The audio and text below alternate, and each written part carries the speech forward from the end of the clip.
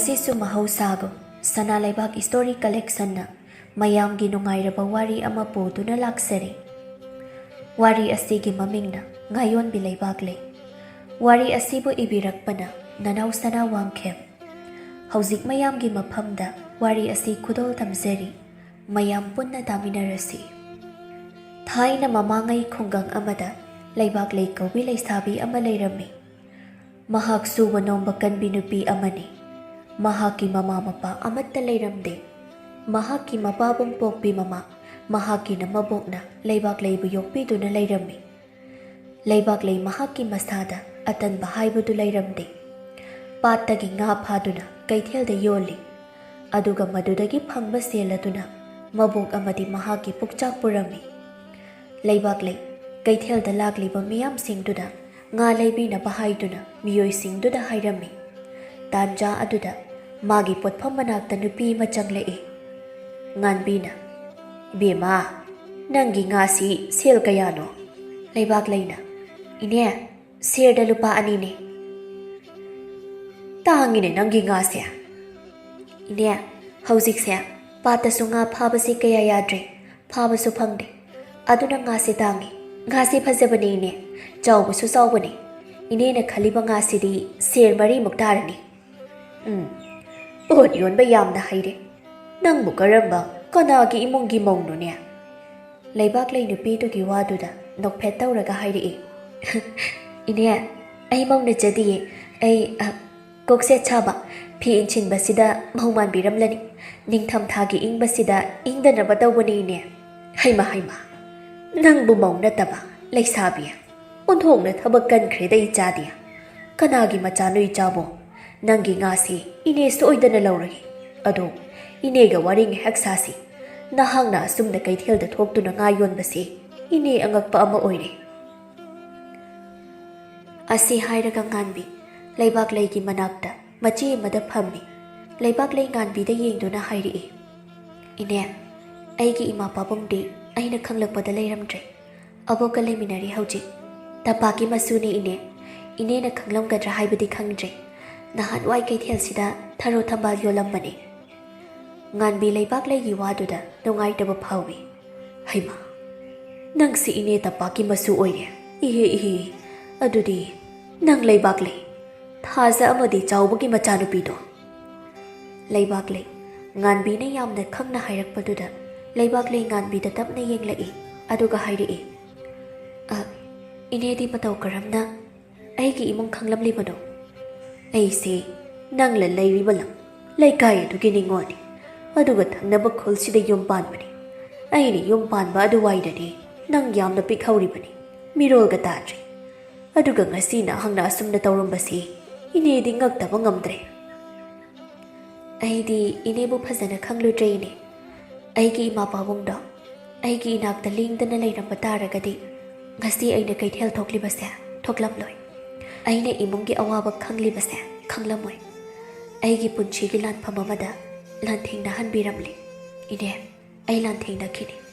aina ngamliba phau aigi lairabi abo masu aigi khanbada wajarabi do mahaki ai hingkhini ine aidi karisu khandeda sen paiba mina nungai jabani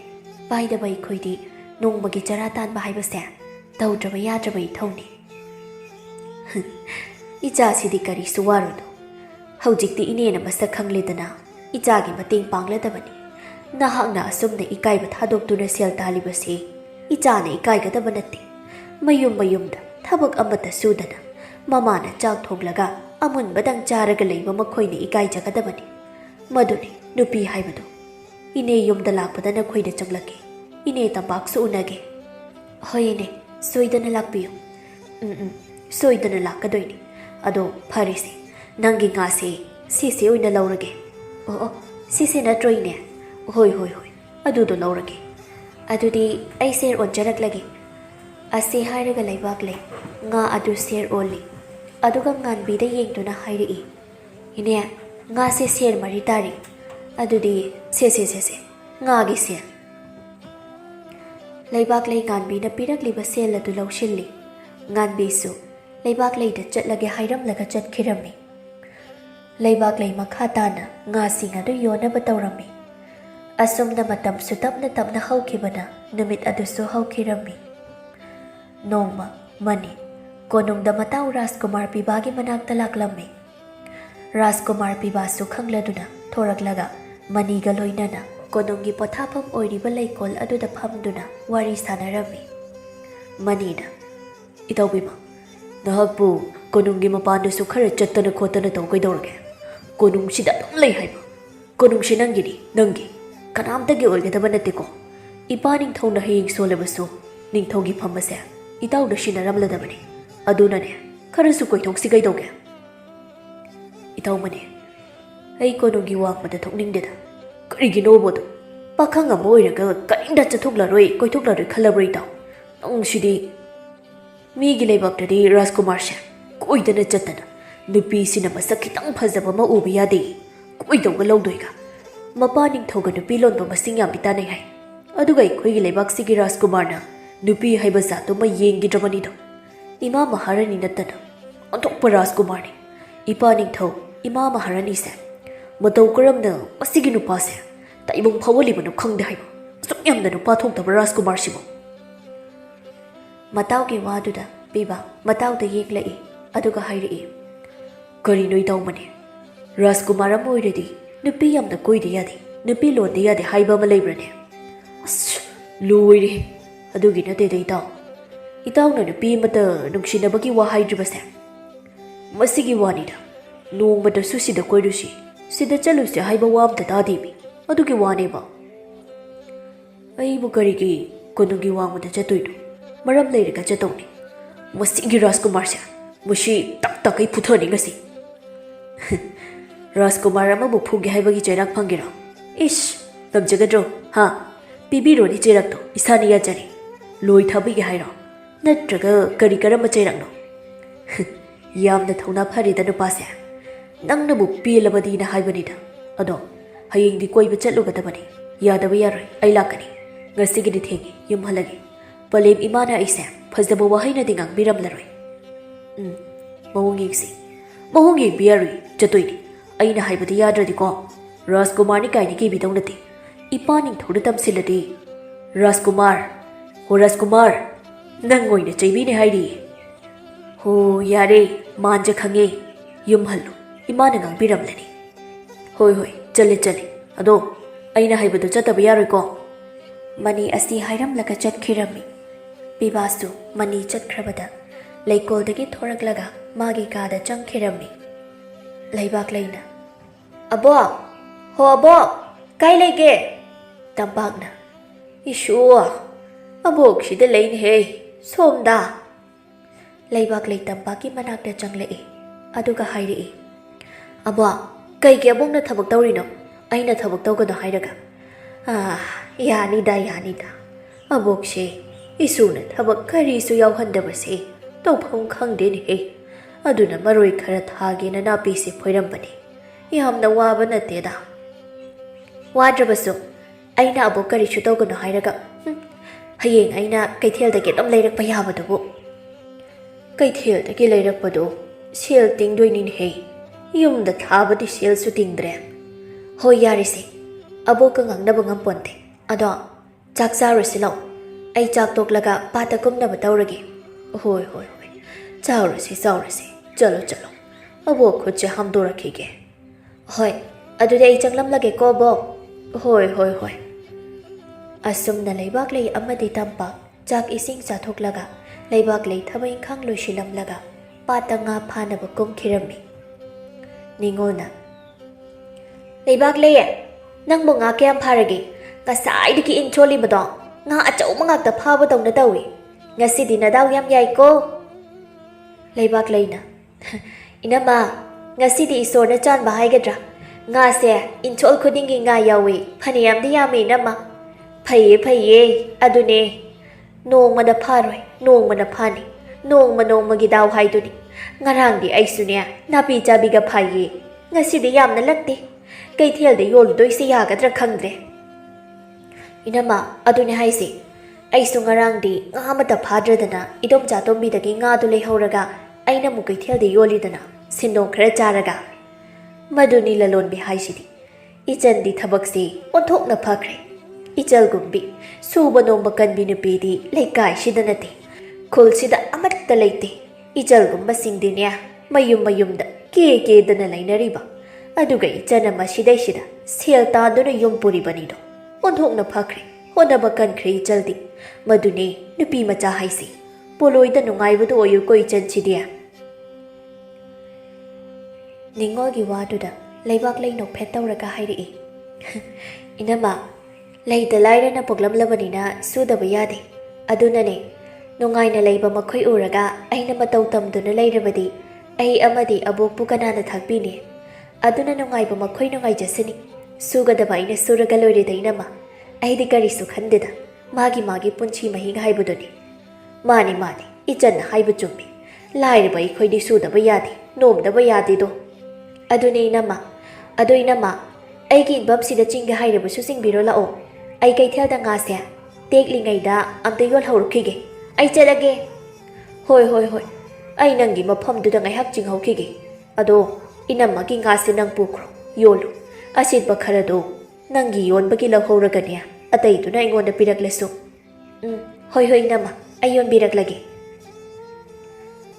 asumna Leibaklei Ningodagi nga singa du lauraga kaithel achawbada chatkirami. Asumna Leibaklei na nga singa du yolami. Somdana Rajkumar piba amadi mani na namdana pibabu konungi wangbada puthoglami. Mani na sinungaitrase asing manungshit ka phangdana. Konungda shitpa nungshitudi singdraba haise. Ho konungi nungshitudi ne singdrai.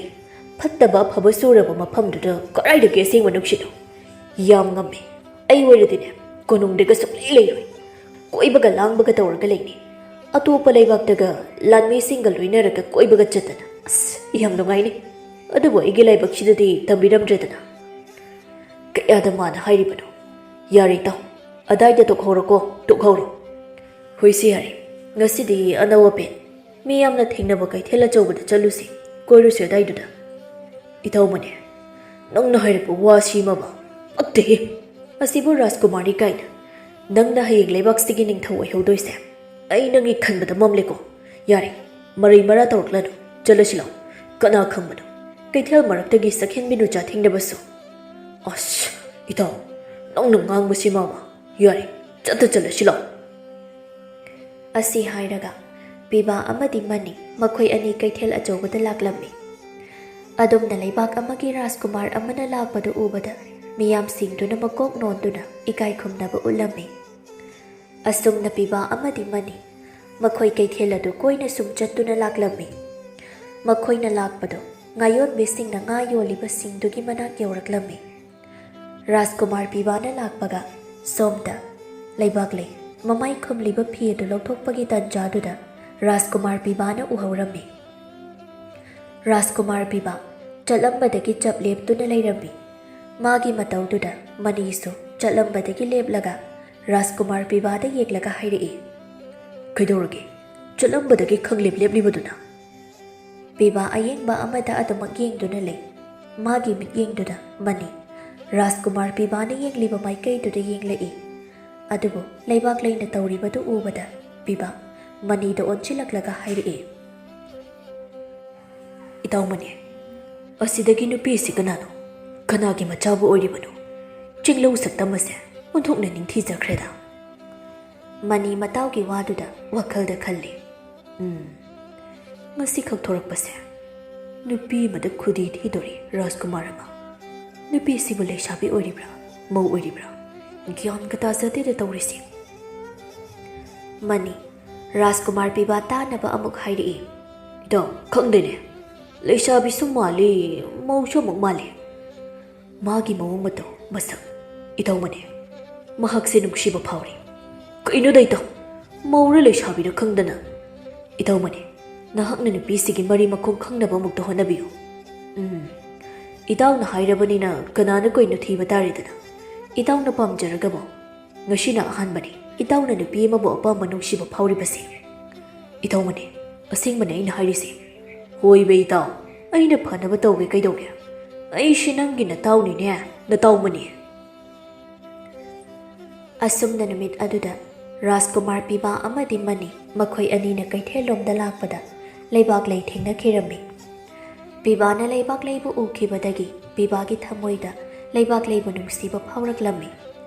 ꯅꯨꯃꯤꯠ ꯑꯗꯨꯗꯒꯤ ꯃꯅꯤꯅ ꯇꯧꯔꯒ ꯂꯩꯕꯥꯛꯂꯩꯒꯤ ꯂꯩꯀꯥꯏ ꯈꯪꯅꯕ ꯑꯃꯗꯤ ꯂꯩꯕꯥꯛꯂꯩꯕꯨ ꯀꯅꯥꯅꯣ ꯀꯩꯅꯣ ꯈꯪꯅꯕ ꯍꯣꯠꯅꯔꯝꯃꯤ꯫ ꯑꯁꯨꯝꯅ ꯃꯇꯝ ꯈꯔꯁꯨ ꯍꯧꯈꯤꯔꯝꯃꯤ꯫ ꯁꯅꯝꯕꯅ "ꯀꯅꯥ ꯂꯩ?" ꯂꯥꯟꯃꯤ ꯑꯃꯅ "ꯏꯅꯤꯡꯊꯧ, ꯅꯅꯥꯏ ꯂꯩꯖꯩ, ꯀꯔꯤ ꯇꯥꯛꯄꯤꯒꯗꯕ?" "ꯂꯥꯟꯃꯤ 10ꯒ ꯂꯣꯏꯅꯅ ꯑꯩ ꯊꯪꯅꯕ ꯂꯩꯕꯥꯛ ꯑꯁꯤꯗ ꯆꯠꯀꯗꯕꯅꯤ꯫ ꯑꯗꯨꯅ ꯅꯍꯥꯛꯅ ꯂꯥꯟꯃꯤꯁꯤꯡꯗꯨꯗ ꯇꯝꯂꯁꯨ ꯊꯤꯜꯂꯕꯅꯤ, ꯀꯨꯏꯕ ꯌꯥꯔꯣꯏ, ꯃꯤꯀꯨꯞ ꯑꯃꯗ ꯊꯣꯔꯛꯀꯗꯕꯅꯤ." "ꯐꯒꯅꯤ ꯅꯤꯡꯊꯧ, ꯅꯅꯥꯏ ꯍꯥꯏꯖꯔꯒꯦ." ꯑꯁꯤ ꯍꯥꯏꯔꯝꯂꯒ ꯂꯥꯟꯃꯤ ꯑꯗꯨ ꯊꯣꯛꯈꯤꯔꯝꯃꯤ꯫ ꯂꯤꯡꯖꯦꯜꯅ "ꯏꯅꯤꯡꯊꯧ, ꯀꯔꯤ ꯃꯔꯝ ꯂꯩꯗꯨꯅ ꯊꯪꯅꯕ ꯂꯩꯕꯥꯛꯇ ꯈꯣꯡꯁꯥꯟꯕꯤꯗꯧꯔꯤꯕꯅꯣ?" "ꯂꯩꯃ, ꯊꯪꯅꯕ ꯂꯩꯕꯥꯛ ꯑꯁꯤꯒꯤ ꯅꯤꯡꯊꯧ ꯆꯂꯥꯝꯕꯅ ꯑꯩꯕꯨ ꯀꯧꯔꯤ꯫ ꯃꯈꯣꯏꯒꯤ ꯂꯩꯕꯥꯛꯀ ꯑꯩꯈꯣꯏꯒꯤ ꯂꯩꯕꯥꯛꯀ ꯄꯨꯟꯅ ꯈꯨꯠꯁꯝꯅꯗꯨꯅ ꯆꯠꯃꯤꯟꯅꯅꯕ ꯍꯥꯏꯔꯤ꯫ ꯍꯥꯏꯕꯗꯤ ꯊꯕꯛ ꯑꯃ ꯇꯧꯕꯗ ꯃꯈꯣꯏ ꯑꯩꯈꯣꯏ ꯄꯨꯟꯅ ꯋꯥꯇꯥꯅꯗꯨꯅ ꯇꯧꯕꯗꯨꯕꯨꯅꯤ, ꯀꯔꯤꯁꯨ ꯑꯀꯥꯏꯕ ꯂꯩꯕꯒꯤ ꯅꯠꯇꯦꯗ." "ꯑꯗꯨꯕꯨ ꯑꯣꯏꯔꯕꯗꯤ ꯐꯩꯌꯦ, ꯃꯗꯨ ꯅꯠꯇꯗꯅ ꯌꯦꯡꯊꯤꯅꯕꯒꯤ ꯋꯥꯐꯝ ꯑꯣꯏꯔꯝꯒꯗ꯭ꯔꯅ ꯄꯥꯈꯠꯆꯔꯨꯕꯅꯤ." "ꯅꯠꯇꯦ ꯅꯠꯇꯦ, ꯅꯪꯁꯨ ꯋꯥꯈꯜꯗꯨ ꯍꯦꯟꯅ ꯈꯟꯈꯤꯅꯨ꯫ ꯆꯂꯥꯝꯕꯒꯤ ꯂꯩꯕꯥꯛꯀ ꯑꯩꯒꯤ ꯂꯩꯕꯥꯛꯀ ꯀꯩꯗꯧꯅꯨꯡꯗ ꯂꯩꯕꯥꯛ ꯑꯅꯤꯁꯤ ꯂꯥꯟ ꯇꯧꯔꯣꯏ꯫ ꯆꯂꯥꯝꯕꯒ ꯑꯩꯒ ꯃꯔꯨꯞꯀꯤ ꯃꯔꯤ ꯅꯛꯅ ꯂꯩꯔꯤꯕꯁꯤꯗꯤ ꯂꯩꯃ." "ꯍꯣꯏ, ꯑꯗꯨꯕꯨ ꯑꯣꯏꯔꯕꯗꯤ ꯌꯥꯏꯌꯦ꯫ ꯑꯗꯣ ꯉꯁꯤ ꯈꯣꯡꯁꯥꯟꯕꯤꯗꯧꯔꯤꯕ꯭ꯔꯥ?" "ꯉꯁꯤ ꯍꯧꯖꯤꯛ ꯂꯥꯟꯃꯤꯁꯤꯡꯒ ꯂꯣꯏꯅꯅ ꯆꯠꯀꯗꯕꯅꯤ." "ꯑꯗꯨꯗꯤ ꯅꯨꯃꯤꯠ ꯀꯌꯥꯅꯤ ꯀꯣꯅꯨꯡ ꯃꯥꯏꯀꯩ ꯄꯥꯡꯂꯛꯑꯣꯏꯗꯒꯦ?" "ꯑꯗꯨꯗꯤ ꯍꯥꯏꯕ ꯉꯝꯗꯦ ꯂꯩꯃ, ꯐꯔꯤꯁꯦ ꯑꯩꯁꯨ ꯊꯨꯅꯗꯤ ꯍꯜꯂꯛꯀꯅꯤ꯫ ꯑꯩꯒꯤ ꯂꯩꯕꯥꯛ ꯑꯃꯗꯤ ꯀꯣꯅꯨꯡꯁꯦ ꯀꯨꯏꯅ ꯊꯥꯗꯣꯛꯄ ꯐꯔꯣꯏ꯫ ꯅꯆꯥꯅꯨꯄꯥꯗꯁꯨ ꯅꯪꯅ ꯇꯝꯂꯣ꯫ ꯑꯩ ꯂꯥꯟꯃꯤꯁꯤꯡꯅ ꯉꯥꯏꯗꯨꯅ ꯂꯩꯔꯝꯂꯒꯅꯤ꯫ ꯑꯩ ꯆꯠꯂꯨꯈꯤꯒꯦꯀꯣ." "ꯐꯒꯅꯤ ꯅꯤꯡꯊꯧ,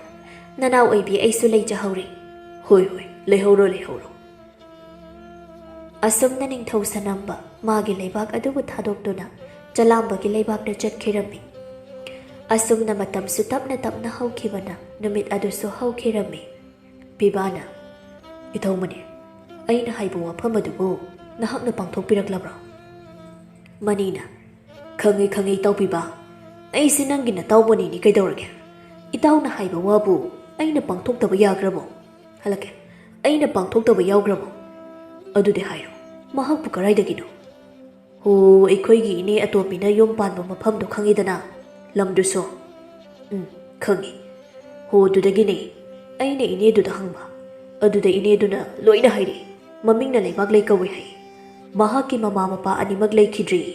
ꯃꯄꯥ ꯄꯣꯛꯄꯤ ꯃꯕꯣꯛꯇꯨꯒ ꯃꯥꯒꯗꯪ ꯂꯩ꯫ ꯃꯕꯣꯛꯇꯨꯁꯨ ꯁꯣꯜꯂꯤ, ꯑꯗꯨꯅ ꯊꯕꯛ ꯏꯪꯈꯥꯡ ꯑꯃꯠꯇ ꯁꯨꯗ꯭ꯔ ꯄꯣꯠꯅꯤ꯫ ꯂꯩꯕꯥꯛꯂꯩꯗꯨꯅ ꯏꯃꯨꯡ ꯑꯗꯨꯕꯨ ꯃꯥꯅ ꯂꯣꯏꯅ ꯄꯨꯗꯨꯅ ꯂꯩꯔꯦ꯫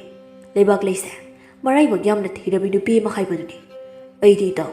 ꯃꯥꯒꯤ ꯄꯨꯟꯁꯤꯁꯦ ꯑꯣꯟꯊꯣꯛꯅ ꯄꯥꯝꯃꯨꯖꯈ꯭ꯔꯦ ꯇꯧꯔꯤꯁꯤ, ꯌꯥꯝꯅ ꯋꯥꯅ ꯃꯍꯥꯛꯅ ꯇꯧꯔꯝꯒꯗꯕꯗꯣ." "ꯏꯇꯥꯎꯃꯅꯤ, ꯑꯩ ꯅꯨꯡꯉꯥꯏꯔꯦ꯫ ꯅꯍꯥꯛꯅ ꯑꯩꯒꯤ ꯏꯇꯦꯡ ꯄꯥꯡꯕꯤꯔꯛꯄ ꯑꯩ ꯌꯥꯝ ꯅꯨꯡꯉꯥꯏꯔꯦ꯫ ꯑꯗꯨꯕꯨ ꯃꯍꯥꯛꯅ ꯋꯥꯗꯨꯅ ꯑꯋꯥꯕ ꯀꯌꯥ ꯈꯥꯡꯗꯨꯅ ꯂꯩ ꯍꯥꯏꯕꯗꯨꯗꯤ ꯌꯥꯝ ꯅꯨꯡꯉꯥꯏꯇꯦ꯫ ꯑꯗꯨ ꯏꯇꯥꯎꯃꯅꯤ, ꯑꯩ ꯃꯍꯥꯛꯄꯨ ꯅꯨꯡꯁꯤ ꯍꯥꯏꯅ ꯐꯣꯡꯗꯣꯛꯂꯒꯦ꯫ ꯃꯇꯝ ꯈꯔ ꯂꯩꯔꯒ ꯑꯩ ꯏꯄꯥ ꯅꯤꯡꯊꯧ ꯏꯃꯥ ꯃꯍꯥꯔꯥꯅꯤꯗ ꯍꯥꯏꯖꯗꯨꯅ ꯃꯥꯕꯨ ꯑꯩꯒꯤ ꯅꯥꯛꯇ ꯅꯨꯡꯉꯥꯏꯅ ꯊꯝꯂꯒꯦ꯫ ꯏꯇꯥꯎꯒꯤ ꯋꯥꯈꯜꯅ ꯑꯗꯨꯝꯅ ꯈꯜꯂꯕꯗꯤ ꯑꯩꯒꯤꯗꯤ ꯀꯔꯤꯁꯨ ꯍꯥꯏꯔꯣꯏ꯫ ꯑꯗꯨꯕꯨ ꯏꯇꯥꯎ ꯄꯤꯕꯥ, ꯀꯔꯤꯒꯨꯝꯕ ꯏꯄꯥ ꯅꯤꯡꯊꯧ ꯏꯃꯥ ꯃꯍꯥꯔꯥꯅꯤꯅ ꯂꯩꯕꯥꯛꯂꯩꯕꯨ ꯂꯥꯏꯔꯕꯤ ꯃꯆꯥꯅꯤ, ꯃꯥꯒꯤꯅ ꯍꯥꯏꯕꯗ ꯀꯅꯥꯁꯨ ꯂꯩꯇꯦ ꯍꯥꯏꯅ ꯈꯪꯂꯕꯗꯤ ꯌꯥꯔꯛꯀꯗ꯭ꯔꯥ? ꯃꯁꯤꯁꯨ ꯈꯟꯗꯕ ꯌꯥꯗꯕꯅꯤꯅꯦ." "ꯏꯇꯥꯎꯃꯅꯤ, ꯑꯩ ꯏꯄꯥ ꯅꯤꯡꯊꯧ ꯏꯃꯥ ꯃꯍꯥꯔꯥꯅꯤꯗ ꯁꯣꯏꯗꯅ ꯍꯥꯏꯖꯒꯅꯤ꯫ ꯃꯆꯥ ꯑꯩꯅ ꯊꯃꯣꯏ ꯁꯦꯡꯅ ꯍꯥꯏꯖꯕ ꯃꯇꯝꯗ ꯏꯃꯥ ꯏꯄꯥꯅ ꯌꯥꯗꯕ ꯂꯩꯔꯣꯏꯌꯦ ꯏꯇꯥꯎꯃꯅꯤ꯫ ꯑꯩꯒꯤ ꯏꯃꯥ ꯏꯄꯥ ꯌꯥꯝꯅ ꯐꯠꯇꯕ ꯃꯤꯁꯛ ꯑꯃꯗꯤ ꯅꯠꯇꯦ꯫ ꯑꯗꯨꯕꯨ ꯑꯩ ꯍꯥꯏꯖꯈꯤꯅꯤ, ꯑꯗꯣ ꯂꯩꯕꯥꯛꯂꯩꯗ ꯑꯩꯅ ꯅꯨꯡꯁꯤ ꯍꯥꯏꯕꯁꯦ ꯑꯃꯨꯛꯇꯗꯤ ꯐꯣꯡꯗꯣꯛꯈꯤꯒꯦ." "ꯍꯣꯏ ꯏꯇꯥꯎ, ꯑꯗꯨꯝꯅ ꯇꯧꯔꯁꯤ꯫ ꯑꯩꯅ ꯑꯉꯝꯕ ꯃꯇꯦꯡꯗꯤ ꯏꯇꯥꯎꯒꯤ ꯁꯣꯏꯗꯅ ꯄꯥꯡꯈꯤꯅꯤ." ꯑꯁꯨꯝꯅ ꯃꯅꯤ ꯑꯃꯗꯤ ꯄꯤꯕꯥ ꯋꯥꯔꯤ ꯀꯌꯥ ꯑꯃ ꯁꯥꯟꯅꯔꯝꯃꯤ꯫ ꯅꯣꯡꯃ ꯂꯩꯕꯥꯛꯂꯩ ꯉꯥ ꯌꯣꯟꯕꯅꯤ ꯍꯥꯏꯗꯨꯅ ꯀꯩꯊꯦꯜ ꯑꯆꯧꯕꯗ ꯂꯥꯛꯂꯝꯃꯤ꯫ ꯃꯍꯥꯛꯅ ꯂꯥꯛꯄꯒꯤ ꯂꯝꯕꯤꯗ ꯔꯥꯖꯀꯨꯃꯥꯔ ꯄꯤꯕꯥ ꯃꯇꯣꯝꯇ ꯁꯒꯣꯜ ꯇꯣꯡꯗꯨꯅ ꯂꯝꯕꯤꯒꯤ ꯃꯇꯥꯏꯗ ꯂꯩꯕꯥꯛꯂꯩꯕꯨ ꯉꯥꯏꯗꯨꯅ ꯂꯩꯔꯝꯃꯤ꯫ ꯂꯩꯕꯥꯛꯂꯩꯁꯨ ꯔꯥꯖꯀꯨꯃꯥꯔ ꯄꯤꯕꯥꯅ ꯂꯦꯞꯇꯨꯅ ꯂꯩꯔꯝꯕꯗꯨ ꯎꯕꯗ ꯀꯣꯛ ꯅꯣꯟꯗꯨꯅ ꯏꯀꯥꯏ ꯈꯨꯝꯅꯕ ꯎꯠꯂꯝꯃꯤ꯫ ꯔꯥꯖꯀꯨꯃꯥꯔ ꯄꯤꯕꯥ ꯁꯒꯣꯜ ꯊꯛꯇꯒꯤ ꯀꯨꯝꯊꯔꯛꯂꯒ ꯂꯩꯕꯥꯛꯂꯩꯒꯤ ꯃꯅꯥꯛꯇ ꯆꯪꯁꯤꯜꯂꯛꯏ꯫ ꯑꯗꯨꯒ ꯂꯩꯕꯥꯛꯂꯩꯕꯨ ꯌꯦꯡꯗꯨꯅ ꯋꯥ ꯍꯥꯏꯔꯛꯏ꯫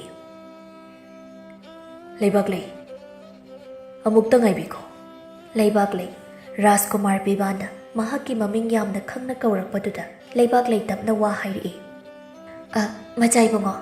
ꯀꯔꯤ ꯋꯥꯕꯨ ꯍꯥꯏꯕꯤꯒꯗꯕ? ꯇꯣꯜꯂꯕꯤ ꯑꯩꯕꯨ ꯈꯪꯕꯤꯕꯗꯤ ꯍꯥꯏꯕꯤꯌꯨꯗꯣ ꯇꯣꯜꯂꯕꯤ ꯑꯩꯉꯣꯟꯗ꯫ ꯂꯩꯕꯥꯛꯂꯩ, ꯑꯩ ꯅꯪꯉꯣꯟꯗ ꯋꯥꯐꯝ ꯑꯃꯗ ꯍꯥꯏꯖꯒꯦ ꯈꯟꯅ ꯁꯅꯥ ꯁꯣꯔꯨꯛ ꯌꯪꯕꯤꯊꯛ ꯑꯁꯤꯒꯤ ꯆꯤꯗꯥꯏꯗ ꯂꯦꯞꯇꯨꯅ ꯅꯤꯡꯉꯣꯜ ꯅꯍꯥꯛꯄꯨ ꯉꯥꯏꯖꯔꯝꯕꯅꯤ꯫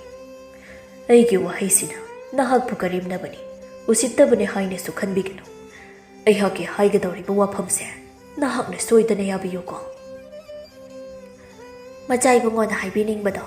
ꯂꯠꯅꯗꯅ ꯑꯗꯨꯃꯛ ꯍꯥꯏꯕꯤꯌꯨꯗꯣ ꯇꯥꯖꯔꯒꯦ ꯇꯣꯜꯂꯕꯤ ꯑꯩꯅ꯫ ꯄꯤꯕꯥ ꯂꯩꯕꯥꯛꯂꯩꯅ ꯑꯗꯨꯝꯅ ꯇꯞꯅ ꯍꯥꯏꯔꯛꯄꯗꯨꯗ ꯃꯥꯁꯨ ꯋꯥꯐꯝ ꯑꯗꯨ ꯍꯥꯏꯔꯛꯏ꯫ ꯂꯩꯕꯥꯛꯂꯩ, ꯑꯩ ꯅꯍꯥꯛꯀꯤ ꯍꯤꯡꯂꯤꯕ ꯄꯨꯟꯁꯤ ꯑꯗꯣ ꯑꯩꯅ ꯌꯥꯝꯅ ꯅꯨꯡꯁꯤꯖꯩ꯫ ꯅꯪꯒꯤ ꯍꯣꯠꯅꯕ ꯀꯟꯖꯕ, ꯍꯤꯡꯅꯕꯒꯤ ꯂꯥꯟꯐꯝꯗ ꯊꯧꯅꯥ ꯐꯅ ꯂꯥꯟꯊꯦꯡꯅꯔꯤꯕ ꯑꯃꯗꯤ ꯅꯍꯥꯛꯀꯤ ꯁꯛꯇꯝ, ꯅꯍꯥꯛꯀꯤ ꯅꯇꯧ꯫ ꯂꯩꯕꯥꯛꯂꯩ, ꯑꯩꯍꯥꯛ ꯅꯪꯕꯨ ꯊꯃꯣꯏ ꯁꯦꯡꯅ ꯅꯨꯡꯁꯤꯕ ꯐꯥꯎꯔꯨꯔꯦ꯫ ꯔꯥꯖꯀꯨꯃꯥꯔ ꯄꯤꯕꯥꯒꯤ ꯋꯥꯗꯨꯗ ꯂꯩꯕꯥꯛꯂꯩ ꯄꯤꯕꯥꯗ ꯈꯪꯌꯦꯡ ꯌꯦꯡꯂꯛꯏ꯫ ꯔꯥꯖꯀꯨꯃꯥꯔ ꯄꯤꯕꯥ ꯂꯩꯕꯥꯛꯂꯩꯗ ꯌꯦꯡꯗꯨꯅ ꯃꯈꯥ ꯇꯥꯅ ꯍꯥꯏꯔꯛꯏ꯫ ꯑꯩ ꯂꯩꯕꯥꯛ ꯅꯤꯡꯊꯧꯒꯤ ꯃꯄꯥꯔꯤ ꯑꯃ ꯑꯣꯏꯖꯔꯕꯁꯨ ꯑꯩꯒꯤ ꯊꯃꯣꯏꯒꯤ ꯑꯣꯏꯕ ꯋꯥꯐꯝ ꯑꯃ ꯂꯥꯛꯄꯗꯗꯤ ꯀꯅꯥꯒꯤ ꯑꯄꯥꯝꯕ ꯇꯧꯖꯅꯤꯡꯗꯦ, ꯑꯩ ꯏꯁꯥꯃꯛꯀꯤ ꯅꯠꯇꯅ꯫ ꯑꯗꯨꯅ ꯂꯩꯕꯥꯛꯂꯩ, ꯑꯩꯅ ꯅꯍꯥꯛꯄꯨ ꯅꯨꯡꯁꯤꯕ ꯐꯥꯎꯔꯤ꯫ ꯅꯪꯕꯨ ꯑꯩꯒꯤ ꯇꯥꯂꯣꯏꯁꯤꯡꯗ ꯆꯜꯍꯟꯖꯒꯦ, ꯅꯍꯥꯛꯅ ꯑꯌꯥꯕꯗꯨ ꯄꯤꯕꯤꯌꯨ꯫ ꯑꯩꯅ ꯀꯣꯅꯨꯡꯒꯤ ꯋꯥꯡꯃꯗ ꯊꯣꯔꯛꯄ ꯅꯨꯃꯤꯠ ꯑꯗꯨꯗ ꯅꯍꯥꯛꯅ ꯀꯩꯊꯦꯜ ꯑꯆꯧꯕꯗ ꯉꯥ ꯌꯣꯟꯗꯨꯅ ꯂꯩꯔꯝꯕꯒꯤ ꯁꯛꯇꯝ ꯑꯗꯨ ꯎꯔꯨꯕꯗꯒꯤ ꯑꯩ ꯅꯍꯥꯛꯄꯨ ꯅꯨꯡꯁꯤꯔꯨꯔꯦ ꯂꯩꯕꯥꯛꯂꯩ꯫ ꯔꯥꯖꯀꯨꯃꯥꯔ ꯄꯤꯕꯥꯒꯤ ꯊꯃꯣꯏ ꯁꯦꯡꯅ ꯍꯥꯏꯔꯛꯄ ꯋꯥꯐꯝ ꯑꯗꯨꯗ ꯂꯩꯕꯥꯛꯂꯩ ꯌꯥꯅꯤꯡꯗꯦ ꯍꯥꯏꯕꯁꯨ ꯍꯥꯏꯕ ꯉꯝꯗ꯭ꯔꯦ, ꯌꯥꯔꯦ ꯍꯥꯏꯕꯁꯨ ꯍꯥꯏꯕ ꯉꯝꯗꯦ꯫ ꯂꯩꯕꯥꯛꯂꯩ ꯇꯧꯐꯝ ꯈꯪꯗꯅ ꯔꯥꯖꯀꯨꯃꯥꯔꯗ ꯌꯦꯡꯗꯨꯅ ꯂꯩ꯫ ꯔꯥꯖꯀꯨꯃꯥꯔ ꯄꯤꯕꯥꯁꯨ ꯂꯩꯕꯥꯛꯂꯩꯒꯤ ꯃꯑꯣꯡ ꯑꯗꯨ ꯈꯪꯂꯗꯨꯅ ꯄꯤꯕꯥ ꯃꯈꯥ ꯇꯥꯅ ꯂꯩꯕꯥꯛꯂꯩꯗ ꯌꯦꯡꯗꯨꯅ ꯍꯥꯏꯔꯛꯏ꯫ ꯂꯩꯕꯥꯛꯂꯩ, ꯅꯪꯅ ꯅꯤꯡꯍꯟꯅꯔꯤꯕꯗꯨ ꯀꯔꯤꯅꯣ? ꯑꯩꯉꯣꯟꯗ ꯄꯥꯎꯗꯝꯃꯨ, ꯑꯩꯉꯣꯟꯗ ꯀꯔꯤꯁꯨ ꯀꯣꯏꯒꯅꯨ꯫ ꯃꯆꯥꯏꯕꯨꯡꯉꯣ, ꯇꯣꯜꯂꯕꯤ ꯂꯥꯏꯔꯕ ꯏꯃꯨꯡꯗ ꯄꯣꯛꯆꯕꯤ, ꯅꯣꯡꯃꯒꯤ ꯆꯔꯥ ꯇꯥꯟꯗꯨꯅ ꯍꯤꯡꯖꯔꯤꯕꯤ ꯄꯨ ꯄꯥꯡ ꯁꯨꯗꯕꯤ ꯂꯝꯆꯥ ꯃꯆꯥ ꯑꯩꯅ ꯂꯩꯕꯥꯛ ꯑꯁꯤꯒꯤ ꯅꯤꯡꯊꯧꯒꯤ ꯃꯆꯥꯅꯨꯄꯥ ꯃꯆꯥꯏꯕꯨꯡꯉꯣꯒ ꯅꯨꯡꯁꯤ ꯃꯔꯤ ꯂꯩꯅꯕ, ꯅꯨꯡꯁꯤ ꯆꯤꯂꯣꯛꯅꯩ ꯍꯥꯏꯅ ꯑꯇꯥꯕ ꯑꯈꯪꯕ ꯌꯥꯎꯈ꯭ꯔꯕꯗꯤ ꯇꯣꯜꯂꯕꯤ ꯑꯩꯗꯤ ꯉꯝꯖꯔꯣꯏ ꯃꯗꯨꯒꯤ ꯆꯩꯅꯥꯗꯨ ꯈꯥꯡꯕ꯫ ꯑꯩꯗꯤ ꯑꯩꯒꯤ ꯑꯕꯣꯛ ꯑꯁꯣꯟꯕꯤ ꯃꯍꯥꯛ ꯅꯠꯇꯅ ꯑꯩꯒꯤꯅꯦ ꯍꯥꯏꯕꯗ ꯀꯅꯥꯁꯨ ꯂꯩꯇꯦ꯫ ꯑꯗꯨꯅ ꯃꯆꯥꯏꯕꯨꯡꯉꯣ, ꯑꯩ ꯃꯆꯥꯏꯕꯨꯡꯉꯣꯕꯨ ꯊꯑꯣꯏꯗꯕ ꯅꯠꯆꯗꯦ, ꯑꯩ ꯇꯁꯦꯡꯅ ꯀꯤꯖꯕ ꯐꯥꯎꯏ꯫ ꯑꯗꯨꯅ ꯑꯩ ꯃꯆꯥꯏꯕꯨꯡꯉꯣꯒꯤ ꯋꯥꯐꯝ ꯑꯗꯣ ꯌꯥꯖꯅꯤꯡꯗ꯭ꯔꯦ꯫ ꯄꯤꯕꯥꯅ, ꯂꯩꯕꯥꯛꯂꯩ, ꯑꯩꯅ ꯅꯍꯥꯛꯄꯨ ꯊꯃꯣꯏ ꯁꯦꯡꯅ ꯅꯨꯡꯁꯤꯔꯤꯕꯅꯤ, ꯍꯧꯖꯤꯛꯁꯨ ꯅꯨꯡꯁꯤꯔꯤ, ꯃꯄꯣꯛ ꯑꯁꯤꯒꯤꯁꯨ ꯅꯨꯡꯁꯤꯒꯅꯤ꯫ ꯂꯩꯕꯥꯛꯂꯩ, ꯅꯪ ꯑꯀꯤꯕ ꯐꯥꯎꯒꯅꯨ ꯀꯩꯗꯧꯒꯦ? ꯅꯍꯥꯛꯅꯗꯤ ꯌꯥꯕꯤꯌꯨ, ꯃꯗꯨꯗ ꯂꯥꯛꯀꯗꯕꯁꯤꯡꯗꯣ ꯑꯩꯅ ꯄꯨꯝꯅꯃꯛ ꯊꯦꯡꯅꯒꯅꯤ ꯂꯩꯕꯥꯛꯂꯩ꯫ ꯃꯗꯨꯒꯤꯗꯃꯛ ꯅꯍꯥꯛꯅ ꯑꯀꯤꯕ ꯂꯩꯔꯤꯕꯗꯨ ꯂꯩꯒꯅꯨ, ꯅꯪꯒꯤꯗꯃꯛ ꯑꯩꯅ ꯂꯦꯞꯀꯅꯤ ꯂꯩꯕꯥꯛꯂꯩ꯫ ꯑꯩꯅ ꯔꯥꯖꯀꯨꯃꯥꯔ ꯑꯣꯏꯔꯕꯁꯨ ꯑꯩꯒꯤ ꯃꯇꯤꯛ ꯃꯉꯥꯜ ꯀꯔꯤꯁꯨ ꯂꯩꯇꯦ, ꯃꯇꯤꯛ ꯃꯉꯥꯜ ꯂꯩꯔꯤꯕꯗꯤ ꯑꯩꯒꯤ ꯏꯄꯥ ꯅꯤꯡꯊꯧꯅꯤ꯫ ꯑꯩꯗꯤ ꯅꯍꯥꯛꯀꯨꯝꯕꯅꯤ ꯂꯩꯕꯥꯛꯂꯩ꯫ ꯂꯩꯕꯥꯛꯂꯩ, ꯅꯍꯥꯛ ꯑꯩꯒꯤ ꯋꯥꯐꯝꯁꯤ ꯑꯃꯨꯛꯇꯗꯤ ꯌꯥꯕꯤꯌꯨꯕ꯫ ꯔꯥꯖꯀꯨꯃꯥꯔ ꯄꯤꯕꯥꯒꯤ ꯋꯥꯐꯝꯁꯤꯡ ꯑꯗꯨ ꯂꯣꯏꯅ ꯇꯥꯏ ꯂꯩꯕꯥꯛꯂꯩ ꯃꯍꯥꯛꯅ꯫ ꯇꯁꯦꯡꯅ ꯍꯥꯏꯕ ꯋꯥꯗꯨꯗ ꯂꯩꯕꯥꯛꯂꯩ ꯄꯤꯕꯥꯅ ꯍꯥꯏꯔꯤꯕ ꯋꯥꯐꯝ ꯑꯗꯨ ꯌꯥꯔꯕꯒꯤ ꯏꯪꯒꯤꯠ ꯑꯣꯏꯅ ꯃꯉꯛ ꯑꯗꯨ ꯅꯣꯝꯂꯛꯏ꯫ ꯃꯇꯧꯗꯨꯗ ꯄꯤꯕꯥ ꯋꯥꯈꯜ ꯇꯥꯔꯗꯨꯅ ꯅꯣꯛꯐꯦꯠ ꯇꯧꯔꯛꯏ꯫ ꯄꯤꯕꯥ ꯂꯩꯕꯥꯛꯂꯩꯒꯤ ꯃꯇꯧꯗꯨꯗ ꯅꯣꯛꯃꯤ ꯃꯈꯥ ꯇꯥꯅ ꯋꯥ ꯉꯥꯡꯂꯛꯏ꯫ ꯂꯩꯕꯥꯛꯂꯩ, ꯅꯍꯥꯛꯅ ꯑꯩꯒꯤ ꯅꯨꯡꯁꯤꯕ ꯌꯥꯕꯤꯔꯛꯄꯁꯦ ꯑꯩ ꯌꯥꯝ ꯅꯨꯡꯉꯥꯏꯔꯤ꯫ ꯑꯗꯣ ꯅꯪ ꯀꯩꯊꯦꯜꯗ ꯆꯠꯇꯧꯔꯤ ꯑꯣꯏꯔꯝꯒꯅꯤ? ꯃꯥꯅꯦ ꯃꯆꯥꯏꯕꯨꯡꯉꯣ꯫ ꯐꯔꯦ ꯐꯔꯦ, ꯑꯗꯨꯗꯤ ꯆꯠꯂꯨꯔꯣ꯫ ꯑꯗꯨꯕꯨ ꯉꯁꯤꯗꯤ ꯆꯠꯂꯅꯤ ꯍꯥꯏꯅ ꯊꯣꯔꯛꯂꯕꯅꯤꯅ ꯑꯩ ꯊꯤꯡꯂꯔꯣꯏ꯫ ꯑꯗꯨꯕꯨ ꯍꯌꯦꯡꯗꯒꯤꯗꯤ ꯅꯍꯥꯛ ꯀꯩꯊꯦꯜ ꯆꯠꯄ ꯇꯣꯛꯂꯣ꯫ ꯄꯤꯕꯥꯒꯤ ꯋꯥꯗꯨꯗ ꯂꯩꯕꯥꯛꯂꯩ ꯉꯛꯅ ꯌꯦꯡꯂꯛꯏ ꯑꯗꯨꯒ ꯍꯥꯏꯔꯛꯏ꯫ ꯀꯔꯤꯅꯣ ꯃꯆꯥꯏꯕꯨꯡꯉꯣ? ꯑꯩꯅ ꯀꯩꯊꯦꯜꯗ ꯉꯥ ꯌꯣꯟꯗ꯭ꯔꯕꯗꯤ ꯑꯕꯣꯛ ꯑꯃꯗꯤ ꯑꯩ ꯀꯔꯝꯅ ꯍꯤꯡꯒꯅꯤ? ꯃꯁꯤꯗꯒꯤ ꯑꯕꯣꯛꯀ ꯑꯩꯒ ꯄꯨꯛꯆꯥꯛ ꯊꯥꯛꯂꯤꯕꯅꯤ꯫ ꯂꯩꯕꯥꯛꯂꯩ, ꯅꯍꯥꯛꯅ ꯂꯥꯟꯅ ꯈꯜꯂꯤ꯫ ꯍꯧꯖꯤꯛꯇꯤ ꯅꯪ ꯑꯩꯒꯤ ꯍꯥꯏꯕꯗꯣ ꯑꯣꯏꯔꯕꯅꯤ꯫ ꯅꯍꯥꯛ ꯁꯤꯁꯦ ꯍꯥꯏꯅ ꯂꯩꯕꯥꯛ ꯃꯤꯌꯥꯝꯅ ꯈꯪꯅꯔꯗꯕꯅꯤ꯫ ꯑꯗꯨꯅ ꯅꯪꯒꯤ ꯏꯃꯨꯡꯒꯤ ꯑꯋꯥꯠꯄ ꯑꯩꯅ ꯄꯨꯝꯅꯃꯛ ꯃꯦꯟꯈꯠꯀꯅꯤ꯫ ꯑꯩꯅ ꯅꯍꯥꯛꯀꯤ ꯁꯪꯒꯥꯏꯗ ꯐꯣꯡꯅ ꯆꯪꯂꯛꯇꯨꯅ ꯃꯇꯦꯡ ꯄꯥꯡꯒꯗꯕ ꯅꯠꯇꯦ꯫ ꯂꯥꯟꯃꯤꯁꯤꯡꯗ ꯅꯪꯒꯤ ꯑꯋꯥꯠꯄꯁꯤꯡꯗꯣ ꯄꯨꯍꯜꯂꯛꯇꯨꯅ ꯅꯪꯒꯤ ꯁꯪꯒꯥꯏꯗ ꯊꯝꯒꯅꯤ꯫ ꯃꯁꯤ ꯅꯍꯥꯛꯅ ꯌꯥꯕꯤꯌꯨ ꯑꯩꯅ ꯅꯍꯥꯛꯄꯨ ꯅꯨꯡꯁꯤꯕꯁꯦ ꯑꯗꯨꯛꯀꯤ ꯃꯇꯤꯛ ꯃꯃꯜ ꯂꯩꯅ ꯅꯨꯡꯁꯤꯖꯩ ꯏꯀꯥꯏ ꯈꯨꯝꯅꯖꯩ ꯂꯩꯕꯥꯛꯂꯩ ꯂꯩꯕꯥꯛꯂꯩ ꯄꯤꯕꯥꯅ ꯍꯥꯏꯔꯤꯕꯗꯣ ꯀꯔꯤꯁꯨ ꯈꯨꯝꯗꯅ ꯇꯨꯃꯤꯟꯅ ꯂꯩ ꯄꯤꯕꯥꯅ ꯑꯃꯨꯛ ꯍꯥꯏꯔꯛꯏ ꯐꯔꯦ ꯅꯍꯥꯛꯁꯨ ꯆꯠꯂꯣ ꯑꯩꯁꯨ ꯀꯣꯅꯨꯡ ꯃꯥꯏꯀꯩ ꯄꯥꯡꯂꯒꯦ ꯐꯒꯅꯤ ꯃꯆꯥꯏꯕꯨꯡꯉꯣ ꯑꯁꯨꯝꯅ ꯄꯤꯕꯥ ꯑꯃꯗꯤ ꯂꯩꯕꯥꯛꯂꯩ ꯃꯥꯒꯤ ꯂꯝꯕꯤꯗ ꯆꯠꯅꯈꯤꯔꯝꯃꯤ ꯑꯁꯨꯝꯅ ꯅꯨꯃꯤꯠ ꯑꯗꯨꯁꯨ ꯍꯧꯈꯤꯕꯅ ꯃꯇꯝ ꯈꯔ ꯍꯧꯈꯤꯔꯝꯃꯤ ꯔꯥꯖꯀꯨꯃꯥꯔ ꯄꯤꯕꯥ ꯑꯃꯗꯤ ꯂꯩꯕꯥꯛꯂꯩ ꯃꯈꯣꯏ ꯑꯅꯤ ꯌꯥꯝꯅ ꯅꯨꯡꯁꯤꯅꯅ ꯂꯣꯏꯅꯔꯝꯃꯤ ꯂꯩꯕꯥꯛꯂꯩ ꯍꯥꯟꯅ ꯄꯤꯕꯥꯒ ꯅꯨꯡꯁꯤꯅꯕ ꯀꯤꯔꯝꯕꯗꯣ ꯍꯧꯖꯤꯛꯇꯤ ꯀꯔꯤꯁꯨ ꯈꯜꯂꯛꯂꯝꯗꯦ ꯄꯤꯕꯥꯅ ꯃꯥꯒꯤꯗꯃꯛ ꯂꯦꯞꯂꯤ ꯈꯟꯗꯨꯅ ꯅꯣꯡꯃ ꯅꯤꯡꯊꯧ ꯁꯅꯝꯕ ꯑꯃꯗꯤ ꯃꯍꯥꯔꯥꯅꯤ ꯂꯤꯡꯖꯦꯜ ꯃꯈꯣꯏ ꯑꯅꯤ ꯋꯥꯔꯤ ꯁꯥꯟꯅꯔꯝꯃꯤ ꯁꯅꯝꯕꯅ ꯂꯩꯃ ꯀꯔꯤ ꯍꯥꯏꯕꯤꯒꯗꯕꯅꯣ ꯅꯤꯡꯊꯧ ꯂꯩꯃ ꯍꯧꯖꯤꯛꯇꯤ ꯅꯪ ꯑꯩꯒꯤ ꯏꯆꯥꯅꯨꯄꯥ ꯄꯤꯕꯥ ꯄꯥꯈꯪ ꯁꯔꯤꯛ ꯐꯥꯔꯦ ꯌꯨꯝꯂꯤꯡ ꯀꯩꯔꯤꯡꯕ ꯌꯥꯔꯦ ꯍꯣꯏ ꯅꯤꯡꯊꯧ ꯌꯨꯝ ꯄꯥꯟꯕꯒꯤ ꯃꯇꯝ ꯆꯞ ꯆꯥꯔꯤ ꯑꯩꯁꯨ ꯏꯅꯤꯡꯊꯧꯗ ꯍꯥꯏꯖꯅꯤꯡꯗꯨꯅ ꯂꯩꯖꯔꯝꯕꯅꯤ ꯏꯅꯤꯡꯊꯧꯒꯤ ꯊꯕꯛ ꯃꯌꯥꯝꯗꯨꯗ ꯍꯥꯏꯕ ꯐꯔꯛ ꯇꯥꯔꯗꯨꯅ ꯂꯩꯖꯔꯤꯕꯅꯤ ꯑꯗꯨꯅ ꯂꯩꯃ ꯏꯆꯥ ꯄꯤꯕꯥꯒꯤꯗꯃꯛ ꯑꯩꯅ ꯅꯤꯡꯊꯧ ꯆꯂꯥꯝꯕꯒꯤ ꯃꯃꯣꯝ ꯑꯃꯠꯇ ꯌꯥꯎꯖꯕꯤ ꯇꯝꯐꯥ ꯁꯅꯥꯒ ꯂꯨꯍꯣꯡꯕꯤꯔꯒꯦ ꯈꯜꯂꯤ ꯃꯁꯤꯕꯨ ꯂꯩꯃ ꯅꯪꯕꯨ ꯌꯥꯅꯤꯡꯗꯕ꯭ꯔꯅꯦ ꯏꯅꯤꯡꯊꯧ ꯅꯅꯥꯎꯒꯤ ꯑꯣꯏꯅꯗꯤ ꯌꯥꯅꯤꯡꯗꯕ ꯀꯔꯤꯁꯨ ꯂꯩꯖꯗꯦꯗꯣ ꯑꯗꯨꯕꯨꯅꯦ ꯏꯆꯥꯅꯨꯄꯥꯒꯤ ꯋꯥ ꯑꯃꯠꯇꯗꯤ ꯇꯥꯈꯤꯁꯤꯗꯣ ꯃꯍꯥꯛꯀꯤ ꯑꯣꯏꯕ ꯊꯕꯛꯅꯤꯅ ꯅꯪꯒꯤ ꯋꯥꯐꯝ ꯑꯗꯨꯁꯨ ꯌꯥꯏ ꯍꯥꯏꯐꯝ ꯊꯣꯛꯏ ꯍꯥꯟꯅ ꯅꯪ ꯑꯩ ꯈꯟꯅꯕꯒꯤ ꯋꯥꯅꯤ ꯑꯩꯅ ꯃꯃꯥꯡꯗ ꯏꯇꯥꯎ ꯆꯂꯥꯝꯕꯒꯤ ꯃꯅꯥꯛꯇ ꯆꯠꯄ ꯃꯇꯝꯗꯨꯗ ꯃꯍꯥꯛꯀꯤ ꯃꯆꯥ ꯅꯤꯡꯉꯣꯜ ꯇꯝꯐꯥ ꯁꯅꯥꯗꯨ ꯎꯔꯛꯏ ꯃꯁꯛ ꯃꯇꯧ ꯀꯌꯥꯗꯤ ꯐꯖꯈ꯭ꯔꯦ ꯆꯤꯡꯂꯦꯝꯈ꯭ꯔꯦ ꯑꯩꯅ ꯍꯦꯛ ꯅꯨꯡꯁꯤꯕ ꯏꯃꯧ ꯑꯣꯏꯅꯤꯡꯕ ꯑꯗꯨ ꯊꯣꯛꯂꯦ ꯏꯇꯥꯎꯗꯕꯨꯗꯤ ꯅꯥꯀꯣꯏꯅꯅ ꯍꯥꯏꯔꯝꯃꯤ ꯋꯥꯕꯨꯗꯤ ꯍꯦꯛꯇ ꯋꯥ ꯂꯣꯏꯁꯤꯟꯅꯕꯗꯤ ꯅꯠꯇꯦ ꯑꯩꯒꯤ ꯏꯆꯥꯅ ꯌꯥꯗꯧꯕꯗ ꯉꯥꯏꯔꯤꯅꯦ ꯏꯅꯤꯡꯊꯧ ꯃꯥꯅꯤ ꯑꯗꯨꯕꯨ ꯏꯆꯥꯅꯨꯄꯥꯗꯣ ꯃꯉꯣꯟꯗ ꯑꯃꯨꯛꯇ ꯍꯥꯏꯈꯤꯁꯤ ꯃꯍꯥꯛꯁꯨ ꯄꯥꯈꯪꯅꯤ ꯅꯆꯥꯅꯨꯄꯥꯗꯤ ꯂꯩꯈꯤꯕ ꯖꯥꯠꯂꯥ ꯀꯣꯅꯨꯡꯗ ꯉꯁꯥꯏ ꯋꯥꯏ ꯂꯩꯔꯝꯕꯅꯤ ꯃꯇꯥꯎ ꯃꯅꯤꯒ ꯑꯁ꯭ꯋꯥꯏ ꯐꯥꯎ ꯆꯠꯊꯣꯛꯂꯨꯒꯦ ꯍꯥꯏꯅ ꯍꯥꯏꯔꯝꯂꯒ ꯆꯠꯈꯤꯕꯅꯤ ꯍꯟꯗꯛꯇꯤ ꯑꯩꯒꯤ ꯏꯆꯥꯁꯦ ꯀꯣꯅꯨꯡꯒꯤ ꯋꯥꯡꯃꯗ ꯇꯣꯏꯅ ꯆꯠꯊꯣꯛꯄ ꯑꯃ ꯎꯏ ꯀꯔꯤ ꯃꯔꯝ ꯂꯩꯗꯨꯅ ꯆꯠꯂꯤꯕ ꯖꯥꯠꯅꯣ ꯂꯩꯕ ꯅꯪꯉꯣꯟꯗ ꯀꯔꯤꯁꯨ ꯍꯥꯏꯗꯕ꯭ꯔꯣ ꯏꯟꯈꯠꯂꯛꯄꯒꯤ ꯑꯗꯨ ꯆꯠꯅꯤꯡꯕꯒꯤ ꯆꯠꯆꯕ ꯑꯣꯏꯔꯝꯒꯅꯤꯗ ꯏꯅꯤꯡꯊꯧ ꯑꯩꯉꯣꯟꯗꯗꯤ ꯀꯔꯤꯁꯨ ꯍꯥꯏꯗꯦꯗ ꯐꯔꯦ ꯃꯔꯥꯏꯅ ꯍꯟꯖꯔꯛꯂꯅꯤ ꯑꯗꯨꯒ ꯋꯥꯔꯤꯗꯨ ꯁꯥꯅꯕ ꯍꯣꯏ ꯅꯤꯡꯊꯧ ꯂꯩꯕꯥꯛꯂꯩ ꯃꯕꯣꯛꯀ ꯅꯨꯃꯤꯗꯥꯡꯒꯤ ꯍꯦꯟꯖꯥꯡ ꯃꯟꯗꯨꯅ ꯂꯩꯔꯝꯃꯤ ꯂꯩꯕꯥꯛꯂꯩ ꯃꯕꯣꯛ ꯇꯝꯄꯥꯛꯇ ꯐꯂꯞ ꯌꯦꯡꯗꯨꯅ ꯋꯥ ꯍꯥꯏꯅꯕ ꯇꯧꯏ ꯑꯗꯨꯕꯨ ꯄꯥꯛꯅ ꯍꯦꯛ ꯍꯥꯏꯕ ꯉꯝꯗꯗꯨꯅ ꯂꯩ ꯃꯁꯨꯒꯤ ꯃꯇꯧꯗꯨꯗ ꯇꯝꯄꯥꯛꯅ ꯈꯪꯂꯗꯨꯅ ꯃꯁꯨꯗ ꯌꯦꯡꯂꯒ ꯍꯥꯏꯔꯛꯏ ꯏꯁꯨꯋꯥ ꯀꯔꯤꯅꯣ ꯉꯁꯥꯏꯗꯒꯤ ꯑꯩꯉꯣꯟꯗ ꯑꯃꯨꯛ ꯌꯦꯡ ꯍꯦꯟꯖꯥꯡꯗ ꯑꯃꯨꯛ ꯃꯟ ꯑꯗꯨꯝꯅ ꯇꯧꯔꯤꯕꯗꯨꯕꯨ ꯏꯁꯨꯕꯨ ꯑꯕꯣꯛꯇ ꯀꯔꯤ ꯍꯥꯏꯅꯤꯡꯕꯒꯦ ꯂꯩꯕꯥꯛꯂꯩ ꯃꯕꯣꯛꯅ ꯑꯗꯨꯝꯅ ꯍꯪꯂꯛꯄꯗꯨꯗ ꯃꯁꯥꯗꯨ ꯈꯔ ꯄꯥꯈꯠꯂꯛꯏ ꯑꯗꯨꯕꯨ ꯇꯞꯅ ꯐꯥꯊꯔꯒ ꯍꯥꯏꯔꯛꯏ ꯑꯕꯣꯛ ꯑꯩ ꯋꯥ ꯑꯝꯇ ꯍꯥꯏꯒꯦ ꯅꯁꯨꯅ ꯍꯥꯏꯗꯣꯏ ꯋꯥꯁꯦ ꯑꯕꯣꯛꯇꯗꯤ ꯌꯥꯝꯅ ꯉꯛꯄ ꯍꯥꯏꯕꯗꯨ ꯑꯣꯏꯔꯅꯤ ꯑꯗꯣ ꯑꯕꯣꯛꯅ ꯑꯩꯒꯤꯗꯤ ꯄꯨꯝꯅꯃꯛꯅꯤ ꯏꯃꯥꯁꯨꯅꯤ ꯏꯄꯥꯁꯨꯅꯤ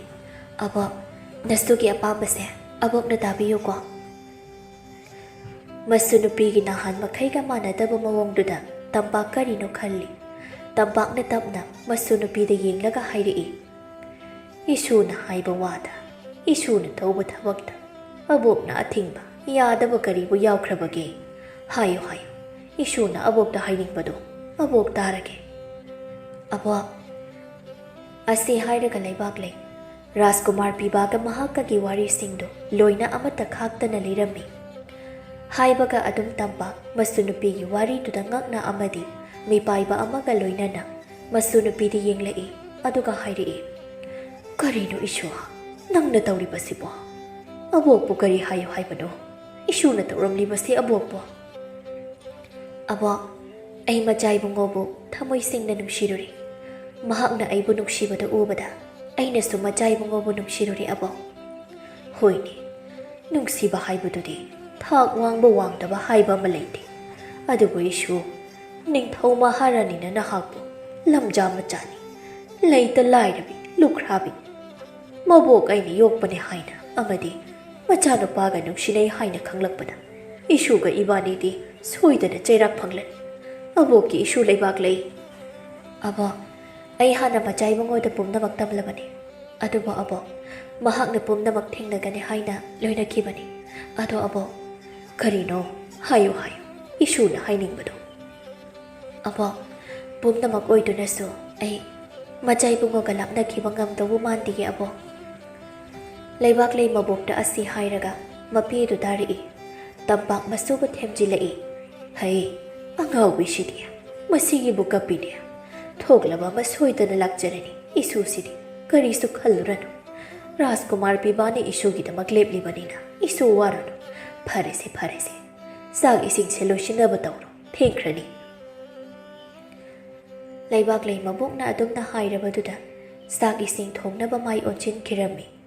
ꯑꯁꯨꯝꯅ ꯅꯨꯃꯤꯠ ꯑꯗꯨꯁꯨ ꯍꯧꯈꯤꯔꯝꯃꯤ ꯄꯤꯕꯥꯅ ꯏꯄꯥ ꯅꯤꯡꯊꯧ ꯏꯄꯥ ꯑꯃꯗꯤ ꯏꯃꯥꯅ ꯅꯆꯥꯕꯨ ꯂꯥꯛꯎ ꯍꯥꯏꯅ ꯍꯥꯏꯕꯤꯕꯕꯨ ꯀꯔꯤ ꯋꯥꯕꯨ ꯂꯩꯔꯕꯅꯣ ꯅꯆꯥꯗ ꯍꯥꯏꯕꯤꯌꯨ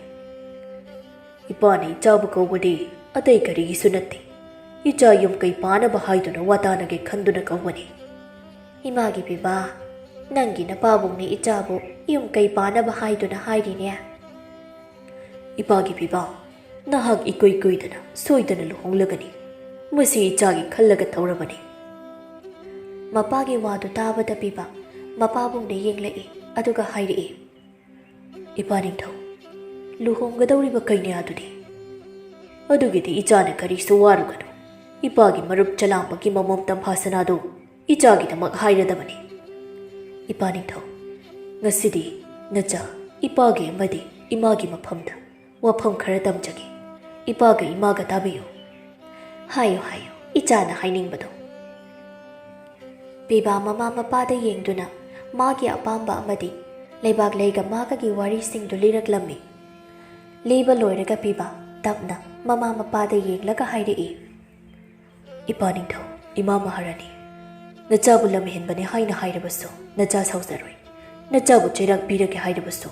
ꯃꯗꯨ ꯄꯨꯝꯅꯃꯛ ꯅꯆꯥ ꯈꯪꯖꯒꯅꯤ ꯑꯗꯨꯕꯨ ꯏꯄꯥ ꯅꯤꯡꯊꯧ ꯏꯃꯥ ꯃꯍꯥꯔꯥꯅꯤ ꯑꯩ ꯂꯩꯕꯥꯛꯂꯩꯕꯨ ꯊꯃꯣꯏ ꯁꯦꯡꯅ ꯅꯨꯡꯁꯤ ꯃꯍꯥꯛꯀꯤ ꯆꯝꯖꯕ ꯍꯣꯠꯅꯕ ꯀꯟꯖꯕ ꯃꯗꯨ ꯄꯨꯝꯅꯃꯛꯇꯣ ꯅꯆꯥꯅ ꯑꯄꯥꯝ ꯅꯨꯡꯁꯤ ꯐꯥꯎꯔꯛꯂꯗꯨꯅ ꯃꯍꯥꯛꯇ ꯐꯣꯡꯗꯣꯛꯇꯨꯅ ꯃꯥ ꯑꯩ ꯅꯨꯡꯁꯤꯅꯗꯨꯅ ꯂꯩꯔꯛꯄꯅꯤ ꯑꯩ ꯃꯍꯥꯛꯄꯨ ꯀꯥꯏꯅꯕ ꯉꯝꯂꯣꯏ ꯃꯍꯥꯛꯄꯨ ꯏꯃꯥꯒ ꯏꯄꯥꯒꯅ ꯑꯩꯒꯤ ꯊꯥꯂꯣꯏ ꯑꯣꯏꯍꯟꯗꯨꯅ ꯁꯤꯖ ꯃꯤꯡꯊꯣꯜ ꯄꯤꯕꯤꯌꯨ ꯏꯄꯥꯅ ꯏꯆꯥꯒꯤ ꯑꯄꯥꯝꯕꯗ ꯀꯔꯤꯁꯨ ꯌꯦꯠꯂꯣꯏ ꯏꯄꯥꯅ ꯈꯪꯂꯨꯗ꯭ꯔꯗꯅ ꯅꯤꯡꯊꯧ ꯆꯂꯥꯝꯕꯒꯤ ꯃꯃꯣꯝ ꯇꯝꯐꯥꯁꯅꯥꯒ ꯏꯆꯥꯒ ꯂꯨꯍꯣꯡꯂꯒꯦ ꯍꯥꯏꯅ ꯈꯟꯈꯤꯕꯅꯤ ꯑꯗꯨꯕꯨ ꯑꯩꯒꯤ ꯏꯆꯥꯒꯤ ꯑꯅꯤꯡꯕ ꯑꯄꯥꯝꯕ ꯑꯃ ꯂꯩꯔꯝꯂꯕꯅꯤꯅ ꯑꯩ ꯏꯆꯥꯒꯤ ꯊꯃꯣꯏꯗꯤ ꯀꯥꯏꯍꯜꯂꯣꯏ ꯏꯆꯥꯒꯤ ꯑꯄꯥꯝꯕꯗꯨ ꯅꯪꯒꯤ ꯏꯄꯥ ꯏꯃꯥꯅ ꯁꯣꯏꯗꯅ ꯊꯨꯡꯍꯟꯒꯅꯤꯅꯦ ꯃꯄꯥꯒꯤ ꯋꯥꯗꯨ ꯇꯥꯕꯗ ꯄꯤꯕꯥ ꯃꯕꯨꯛꯅꯤꯡꯗ ꯍꯔꯥꯎꯕꯅ ꯇꯧꯐꯝ ꯈꯪꯂꯝꯗꯦ ꯁꯅꯝꯕ ꯃꯈꯥ ꯇꯥꯅ ꯍꯥꯏꯔꯛꯏ ꯏꯄꯥꯅ ꯂꯩꯕꯥꯛ ꯑꯁꯤꯒꯤ ꯅꯤꯡꯊꯧ ꯑꯣꯏꯔꯦ ꯍꯥꯏꯗꯨꯅ ꯑꯃꯗꯤ ꯑꯩꯅ ꯉꯝꯂꯦ ꯃꯇꯥꯒꯨꯝ ꯑꯩꯒꯤ ꯑꯅꯤꯡꯕ ꯑꯄꯥꯝꯕ ꯑꯣꯏꯅ ꯄꯥꯡꯊꯣꯛꯀꯅꯤ ꯍꯥꯏꯕ ꯂꯩꯇꯦ ꯐꯔꯦ ꯏꯆꯥꯅ ꯄꯥꯝꯖꯕ ꯅꯨꯡꯁꯤꯕ ꯃꯍꯥꯛꯇꯨ ꯑꯩꯅ ꯑꯐꯕ ꯅꯨꯃꯤꯠ ꯑꯃ ꯌꯦꯡꯗꯨꯅ ꯏꯆꯥꯒꯤꯗꯃꯛ ꯅꯪꯒꯤ ꯅꯄꯥ ꯅꯤꯡꯊꯧꯅ ꯄꯤꯒꯅꯤꯅꯦ ꯏꯄꯥꯒꯤ ꯄꯤꯕꯥ ꯃꯃꯥ ꯃꯄꯥꯅ ꯃꯍꯥꯛꯀꯤꯗꯃꯛ ꯄꯨꯝꯅꯃꯛ ꯌꯥꯕꯤꯔꯛꯄꯗ ꯄꯤꯕꯥ ꯍꯔꯥꯎꯖꯩ ꯑꯁꯨꯝꯅ ꯃꯇꯝꯒꯤ ꯈꯣꯡꯆꯠꯁꯨ ꯇꯞꯅ ꯇꯞꯅ ꯍꯧꯈꯤꯗꯨꯅ ꯊꯥ ꯀꯌꯥ ꯍꯧꯈꯤꯔꯝꯃꯤ ꯅꯤꯡꯊꯧ ꯁꯅꯝꯕ ꯑꯃꯗꯤ ꯃꯍꯥꯔꯥꯅꯤ ꯂꯤꯡꯖꯦꯜ ꯃꯈꯣꯏ ꯑꯅꯤ ꯇꯧꯗꯨꯅ ꯂꯩꯕꯥꯛꯂꯩꯒꯤ ꯁꯪꯒꯥꯏꯗ ꯂꯥꯛꯇꯨꯅ ꯂꯩꯕꯥꯛꯂꯩꯒꯤ ꯃꯕꯨꯛ ꯇꯝꯄꯥꯛꯇ ꯂꯩꯕꯥꯛꯂꯩꯕꯨ ꯃꯈꯣꯏꯒꯤ ꯃꯃꯧ ꯑꯃꯗꯤ ꯂꯩꯕꯥꯛ ꯑꯁꯤꯒꯤ ꯁꯤꯖ ꯃꯤꯡꯊꯣꯜ ꯐꯪꯍꯜꯂꯒꯦ ꯍꯥꯏꯗꯨꯅ ꯍꯥꯏꯕ ꯂꯥꯛꯂꯝꯃꯤ ꯇꯝꯄꯥꯛꯁꯨ ꯑꯗꯨꯝꯅ ꯐꯖꯅ ꯅꯤꯡꯊꯤꯅ ꯍꯥꯏꯔꯕ ꯋꯥꯐꯝ ꯑꯗꯨ ꯇꯥꯕꯗ ꯇꯝꯄꯥꯛꯁꯨ ꯍꯔꯥꯎ ꯍꯔꯥꯎꯅ ꯌꯥꯔꯝꯃꯤ ꯑꯁꯨꯝꯅ ꯃꯇꯝ ꯈꯔ ꯍꯧꯈꯤꯔꯝꯃꯤ ꯍꯧꯖꯤꯛꯇꯤ ꯂꯩꯕꯥꯛꯂꯩ ꯑꯃꯗꯤ ꯄꯤꯕꯥ ꯏꯃꯨꯡ ꯑꯅꯤ ꯑꯃꯗꯤ ꯂꯩꯕꯥꯛ ꯃꯤꯌꯥꯝꯒꯤ ꯑꯐꯕ ꯊꯧꯖꯥꯜꯒ ꯂꯣꯏꯅꯅ ꯂꯩꯕꯥꯛꯂꯩ ꯑꯃꯗꯤ ꯄꯤꯕꯥ ꯂꯨꯍꯣꯡꯗꯨꯅ ꯑꯃꯗꯤ ꯅꯨꯡꯁꯤ ꯆꯥꯟꯅꯅ ꯌꯨꯝꯕꯥꯟꯃꯤꯟꯅꯗꯨꯅ ꯅꯨꯡꯉꯥꯏꯅ ꯑꯋꯥ ꯑꯅꯥ ꯈꯪꯗ ꯄꯨꯟꯅ ꯌꯨꯝ ꯄꯥꯟꯃꯤꯟꯅꯗꯨꯅ ꯅꯨꯡꯁꯤꯅꯅ ꯂꯩꯈꯤꯔꯝꯃꯤ